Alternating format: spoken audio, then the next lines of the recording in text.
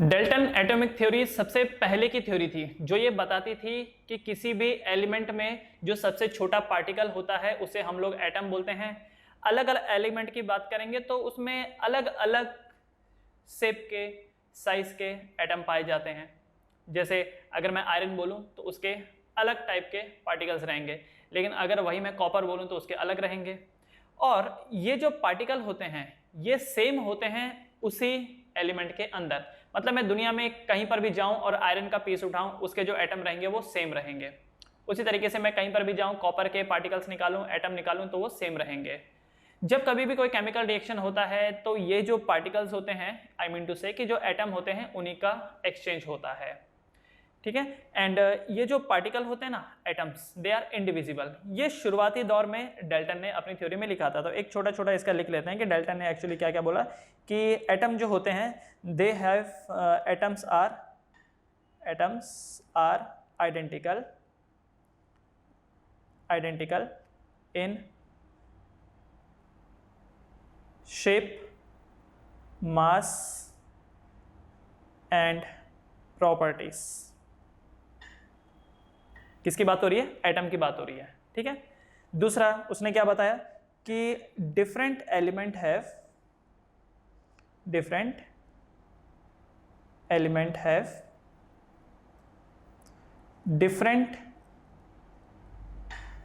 Atom. अलग अलग element के अलग अलग एटम होते हैं, तभी तो वो अलग हैं। सेम होंगे तो कैसे होंगे फिर? ठीक है। इन अ केमिकल रिएक्शन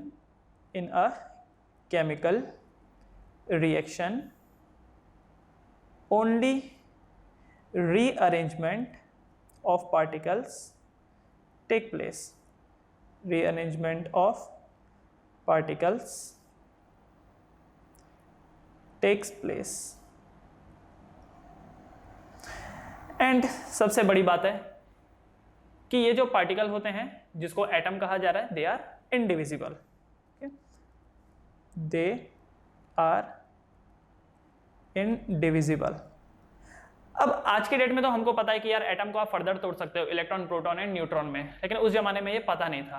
तो ये जस्ट एक थ्योरी थी जो डेल्टन ने बताई थी। इसके पीछे कोई एक्सपेरिमेंट नहीं, कोई कुछ नहीं, जस्ट ठीक है बोल करके खत्म कर दिया। ठीक है।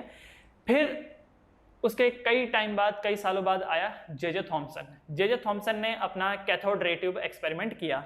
उसने क्या क्या पाया एक बार जरा उसको देखते हैं। So next is Thomson atomic model.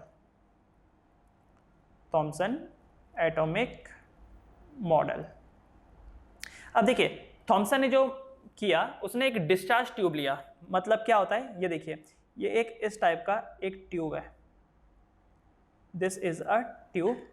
एक तरफ उसने एक मेटल का शीट लगाया, दूसरी तरफ दूसरे मेटल का शीट लगाया और इसको कनेक्ट किया हाई वोल्टेज करंट के साथ और हाई वोल्टेज डीसी करंट के साथ। मालूम है ना, दो करंट होता है, एक एसी होता है और एक डीसी होता है। कितना वोल्टेज? 10,000 वोल्ट के करीब करीब। ओके। तो जब 10,000 वोल्ट का करंट यहां से फ्लो हुआ तो उसने देखा कि कुछ तो भी ऐसा है जो ट्रेवल कर रहा है अंदर ही अंदर, फ्रॉम कैथोड टू एनोड। अच्छा, कैथोड मतलब कौन? कैथोड इसको बोला गया है, this is known as cathode. ये जो मेटल प्लेट दिखाई दे रहा है इसको कैथोड बोला गया, एंड ये जो प्लेट है इसे एनोड बोला गया। जो प्लस के साथ कनेक्टेड है वो एनोड और जो माइनस के साथ कनेक्टेड है वो कैथोड। ठीक है। तो उसने देखा कुछ तो भी है जो मूव कर रहा है टुवर्ड एनोड।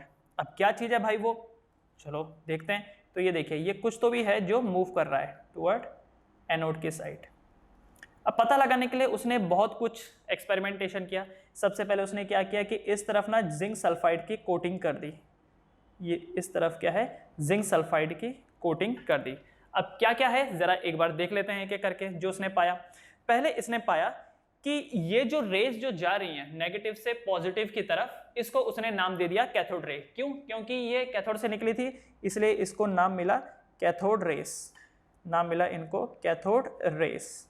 अभी तो क्योंकि ये कैथोड से निकल रही थी इसलिए कैथोड रेस। तो एक बार जरा इनकी प्रॉपर्टीज देख लेते हैं। Properties of cathode rays. Properties of cathode rays. Property of cathode rays, क्या क्या प्रॉपर्टी है, व्हाट आर द प्रॉपर्टीज। तो पहली प्रॉपर्टी जो उसने पाई वो ये थी कि इनके ऊपर नेगेटिव चार्ज है, कि they have negative charge, they have negative charge, ठीक है। कैथोड रे के ऊपर क्या है, नेगेटिव चार्ज है, तभी तो नेगेटिव से पॉजिटिव की तरफ ट्रेवल कर रही है।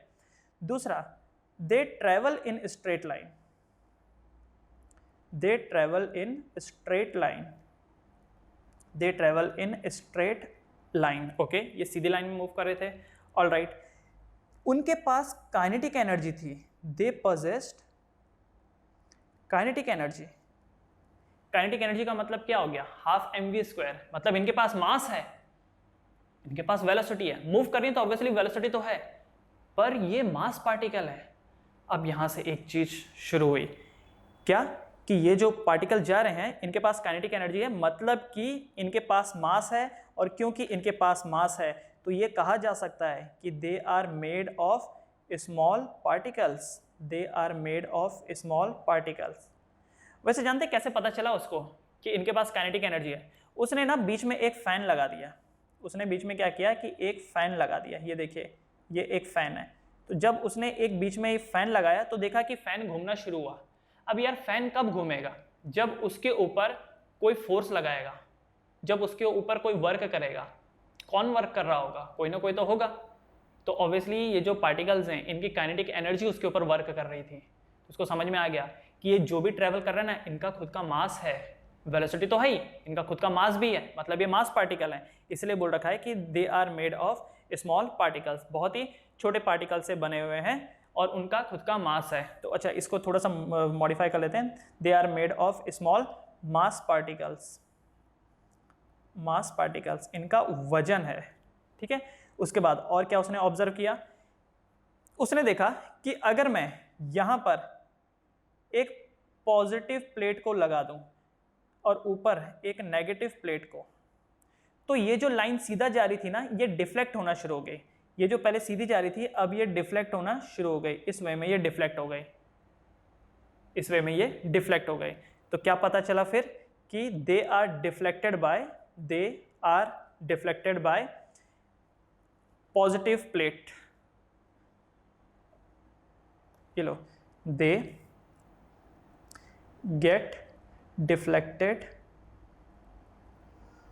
Bye positive charged plate, they are deflected by positive charge plate. तभी तो जाके उसने कंक्लूजन निकाला कि इनका नेगेटिव चार्ज है, क्योंकि पॉजिटिव चार्ज प्लेट की तरफ कौन मूव करेगा, नेगेटिव चार्ज वाला ही। पहले तो ये स्ट्रेट लाइन में जा रही थी, इसको नाम उसने दिया कैथोड रे। तो धीरे धीरे करके जब ऑब्जर्व किया तो मालूम पड़ा कि दे get deflected by the positive charge plate, okay.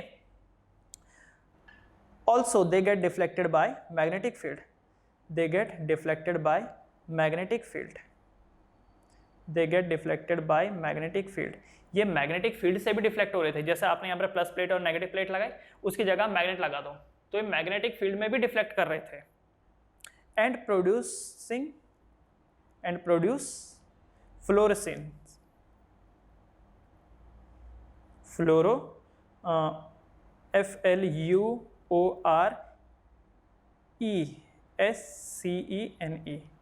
फ्लोरेसेन, RESCENE, okay, fluorescence. Fluorescence के मतलब क्या होता है, चमक। ये देखो, ये जो जिंक सल्फाइड यहाँ पे लगा रखा है ना, जब ये कैथोड रे जब उसके ऊपर पड़ती थी तो ये चमकते थे। They get deflected by magnetic field and produces fluorescence, okay.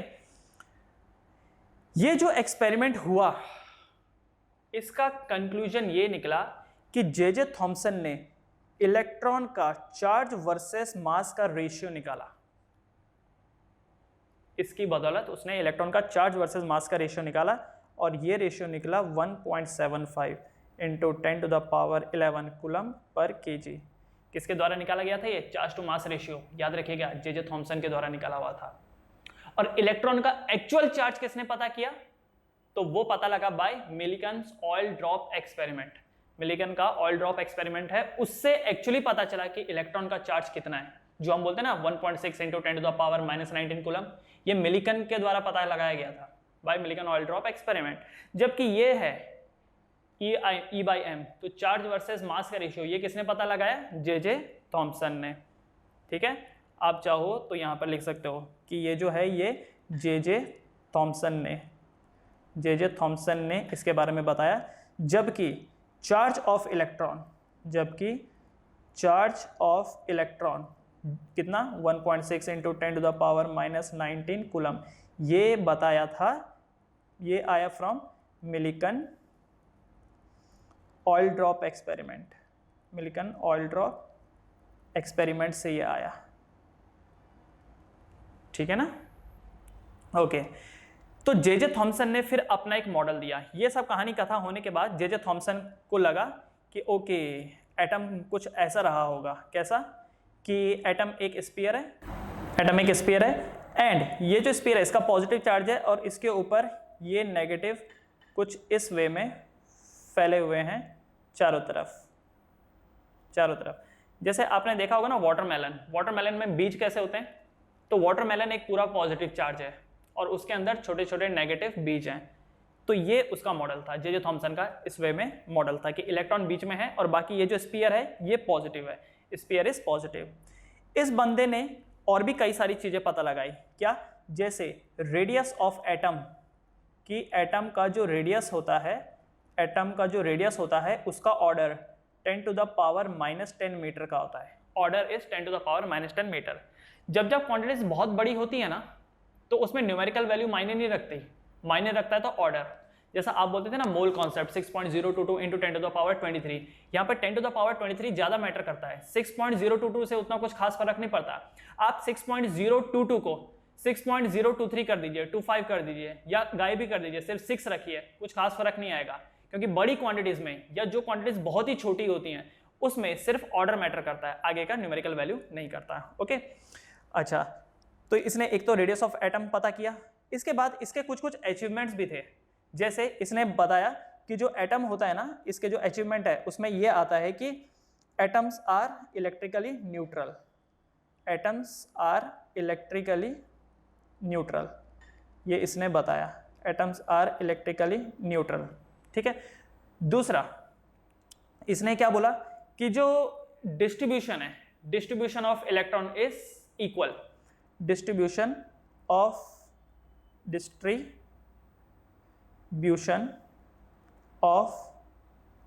Electron is equal and evenly, ये इस बंदे ने बताया। सबसे बड़ी बात है, ही डिस्कवर्ड इलेक्ट्रॉन। ये जो जे थॉमसन है, जे थॉमसन ने डिस्कवर किया इलेक्ट्रॉन को, डिस्कवर्ड इलेक्ट्रॉन।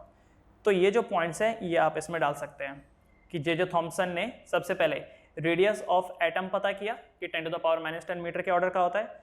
दूसरा, उसने इलेक्ट्रिकली न्यूट्रलिटी का फॉर्मूला दिया कि जो टोटल चार्ज होता है वो न्यूट्रल 0 होता है किसी भी एटम में।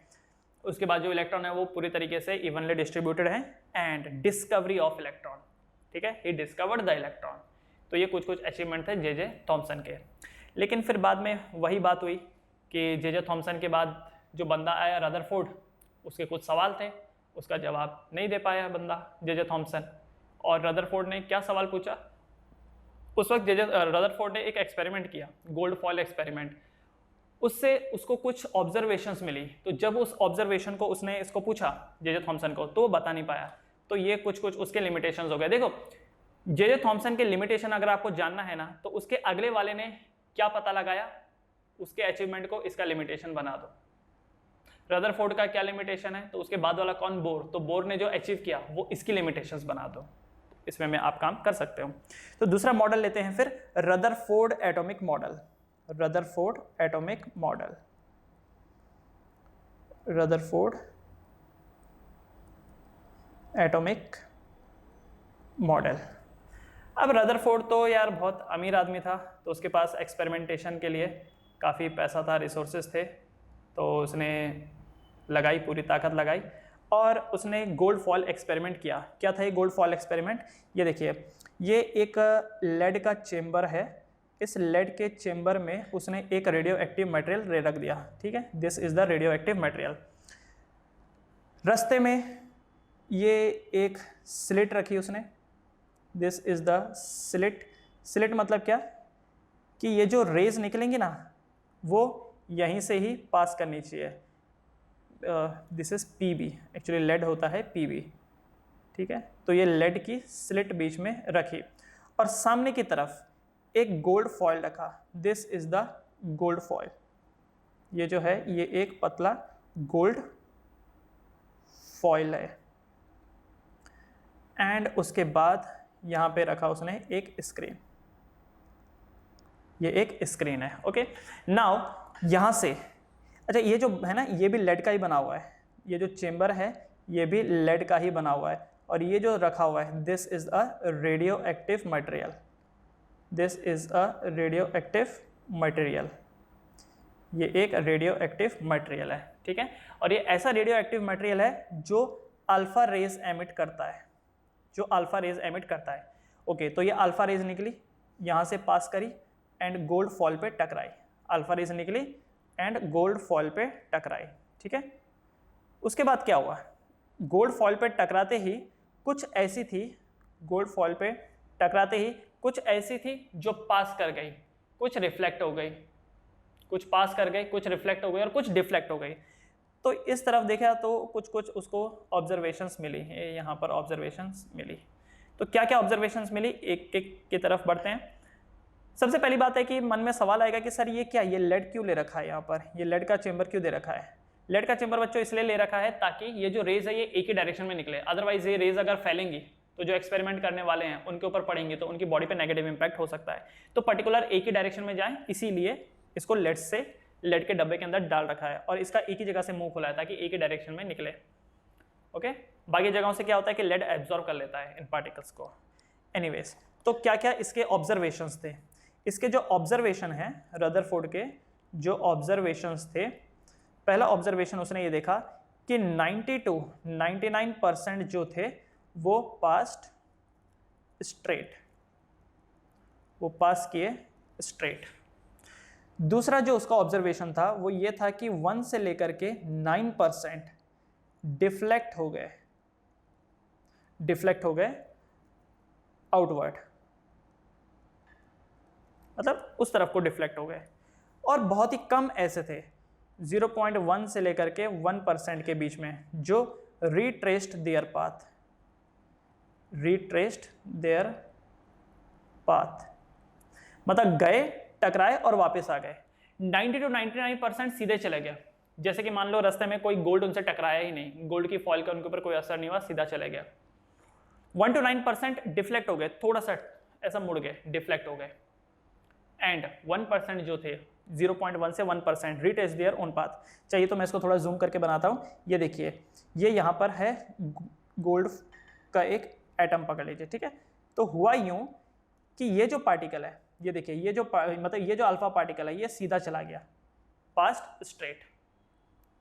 ये वाला दूसरे नंबर वाला ये देखिए ये डिफ्लेक्ट हो गया एंड ये तीसरा वाला टकरा करके वापस आ गया, ठीक है। तो ये ए, ये बी, ये सी। तो ए वाले के साथ क्या हुआ है, पास्ट स्ट्रेट सीधा चला गया, बी वाला थोड़ा डिफ्लेक्ट हो गया एंड सी वाला टकरा करके वापस आ गया। ओके, अच्छा, इससे क्या पता चला, इस ऑब्जर्वेशन से उसको क्या कंक्लूजन मिला, व्हाट इज द कंक्लूजन। तो पहला कंक्लूजन जो इसको पता चला वो ये था कि ज्यादातर जो स्पेस है वो तो खाली है, most of the space, most of space in an atom is empty, in an atom is empty। ज्यादातर जो स्पेस है एटम में वो खाली पड़ी हुई है, कुछ नहीं है वहां पर। ओके, मतलब कि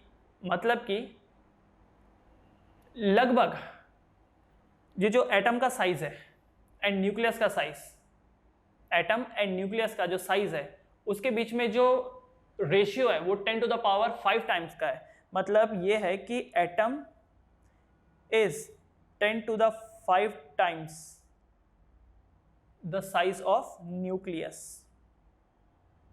मतलब रदरफोर्ड ने एक्चुअली न्यूक्लियस की खोज की थी, न्यूक्लियस की, कि जो एटम का साइज होता है वो 10 to the power 5 times size of nucleus होता है। दैट मीन्स एटम का इज टू न्यूक्लियस का जो रेशियो है वो 1 मतलब 10 to the power 5 is to, देख रहे हो, 10 टू द पावर 5 मतलब 10,000 इज टू 1 का रेशियो है।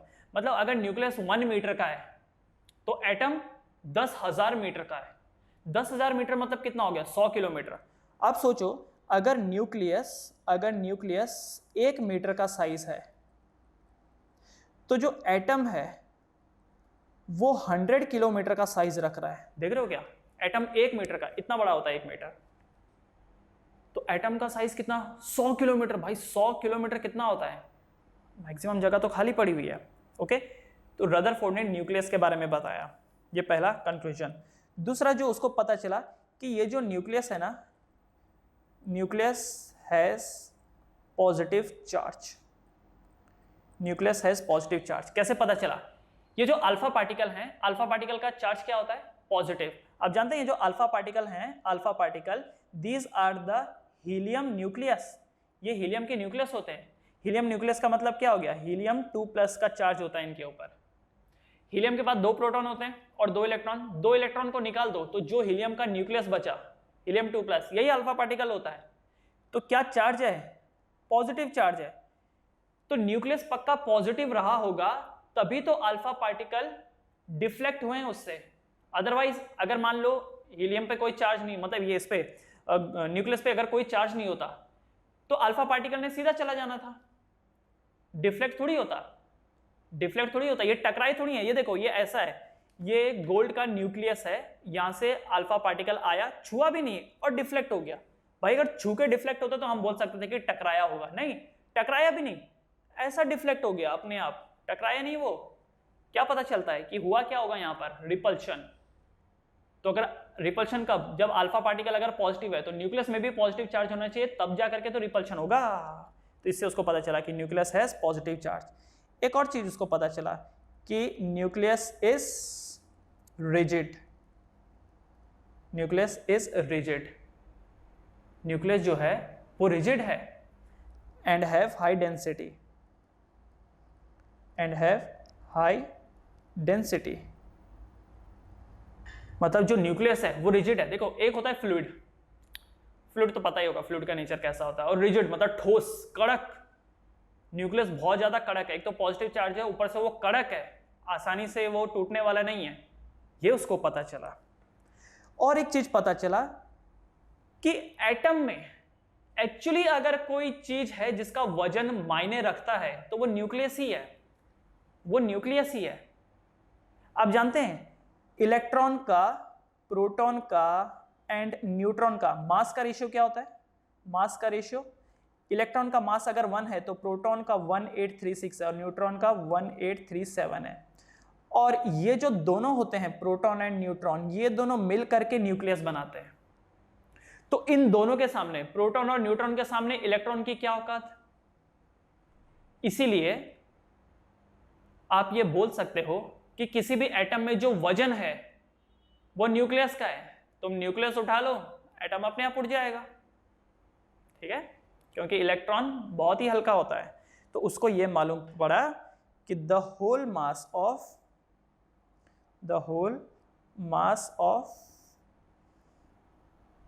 Atom is concentrated on nucleus, या फिर आप बोल सकते हो सेंटर, क्योंकि न्यूक्लियस जो है वो तो सेंटर में ही होता है। The whole mass of atom is concentrated on nucleus.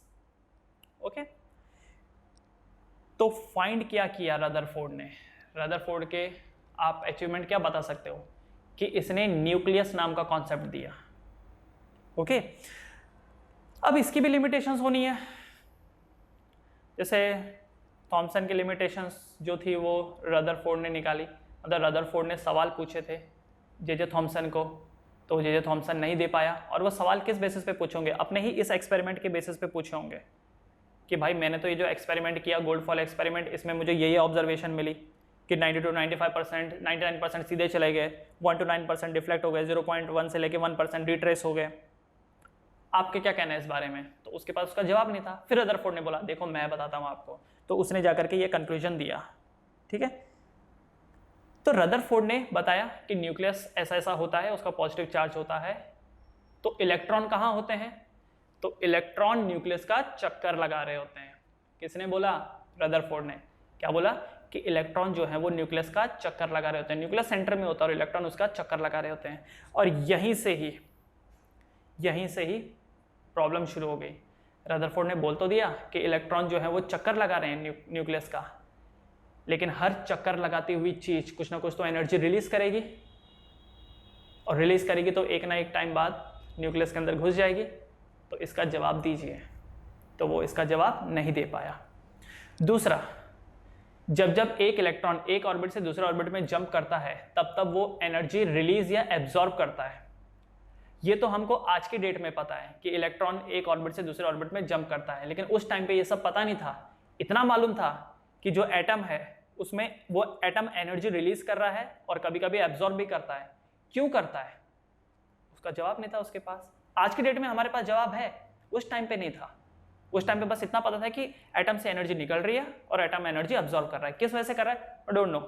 तो ये जब उससे पूछा गया तो वो नहीं बता पाया। उसके बाद जैसे इलेक्ट्रॉनों का अरेंजमेंट क्या है, आप कहते हो कि इलेक्ट्रॉन घूम रहे हैं और आप थॉमसन का मॉडल मानते नहीं है, आप कह रहे हैं इलेक्ट्रॉन घूमता है। तो किस वे में जो इलेक्ट्रॉन है वो अरेंज्ड है? जैसे मार्स, विनस, अर्थ, ये जितने भी हैं, मर्क्यूरी, ये सब क्या है? एक प्रॉपर मैनर में अरेंज है ना। तो यहाँ पर इलेक्ट्रॉनों का अरेंजमेंट क्या है ये भी नहीं बता पाया। तो इस वजह से इसकी जो थ्योरी थी उसमें लिमिटेशंस आ गए। आप चाहो तो इसके लिमिटेशंस एक बार लिख सकते हो। What are the limitation? तो पहला लिमिटेशन ये था कि he was not able to explain the energy emitted और एब्जॉर्ब्ड बाय द एटम। ठीक है, एनर्जी रिलीज्ड या फिर absorbed by an atom was not explained। ठीक है, was not explained, was not explained। या आप इसको पहले लिख देना, he was not able to explain the energy released or absorbed by an atom। इसको पहले लिख देना सेंटेंस को। दूसरा, what is the arrangement of electron? What is the arrangement of electron around nucleus? Around nucleus, ये भी नहीं बता पाया। तीसरी चीज, स्टेबिलिटी भी नहीं बता पाया वो, स्टेबिलिटी ऑफ एटम। क्योंकि अगर इलेक्ट्रॉन घूमेंगे न्यूक्लियस के अराउंड तो हर घूमती हुई चीज वर्क कर रही होती है, और जो चीज़ वर्क कर रही होती है वो एनर्जी को रिलीज करेगी। तो एक ना एक टाइम बाद एटम क्रैश हो जाना चाहिए, मतलब इलेक्ट्रॉन जो है वो न्यूक्लियस के अंदर घुस जाना चाहिए, एटम क्रैश हो जाना चाहिए। वो ये नहीं बता पाया, स्टेबिलिटी ऑफ एटम। ठीक है, और एक और चीज़ है spectrum. Spectrum, what is spectrum? Spectrum आगे चल करके पढ़ोगे। कोई भी एटम जब लाइट को गेन करता है या रिलीज करता है, ये डिपेंड करता है कि इलेक्ट्रॉन कौन से ऑर्बिट से कौन से ऑर्बिट में गया, एनर्जी का डिफरेंस कितना था, उसके हिसाब से different type of light emit या एब्जॉर्ब करता है। तो हर लाइट की अपनी अपनी एक कलर होता है, तो उसी को बोलते हैं हम लोग स्पेक्ट्रम। तो वो ये चीज़ एक्सप्लेन नहीं कर पाया। So this were the limitations of Rutherford atomic model. उसके बाद आया बोर। तो ये देख लीजिए Rutherford atomic model and copy कर लीजिए।